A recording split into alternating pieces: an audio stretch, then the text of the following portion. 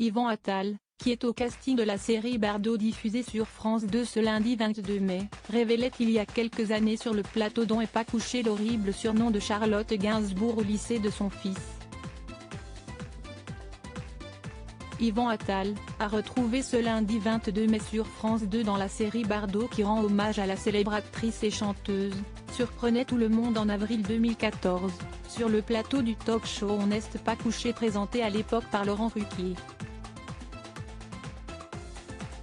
Après avoir évoqué sa relation avec Charlotte Gainsbourg, avec qui il n'est toujours pas marié, l'acteur de 58 ans révélait en direct ce très surprenant et horrible surnom qui avait été donné à la mère de ses enfants, Ben, Alice et Joe, au lycée de leur fils. Les élèves appelaient l'actrice Oreo, en référence au célèbre gâteau américain composé de 2 cookies au chocolat noir forés d'une crème vanillée. Un surnom qui lui avait été donné après la sortie du film Nymphomaniac dans lequel on aperçoit à un moment l'actrice nue, entourée de 2 hommes de couleur noire. Yvan Attal s'était alors demandé face à Laurent Ruquier et sa bande si sa célèbre compagne avait réellement conscience ou non de l'impact que peuvent avoir les scènes qu'elle peut parfois tourner sur la jeunesse, si est-ce parfois terrible pour les enfants. Je crois que Charlotte ne s'en rend pas compte. Après, je comprends qu'elle aille tourner avec Lars von Trier, le réalisateur du film en question, note de la rédaction, même pour faire ça. Si est quand même l'un des plus grands metteurs en scène qu'il soit. On ne peut pas reprocher à sa femme d'aller dans des films comme ça. Pour rappel, Nymphomaniac raconte le parcours érotique d'une femme, de sa naissance jusqu'à l'âge de 50 ans.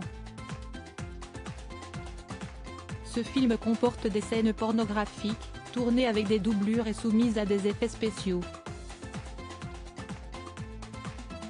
La campagne d'affichage est également très explicite, puisqu'on y voit l'actrice nue et en plein orgasme.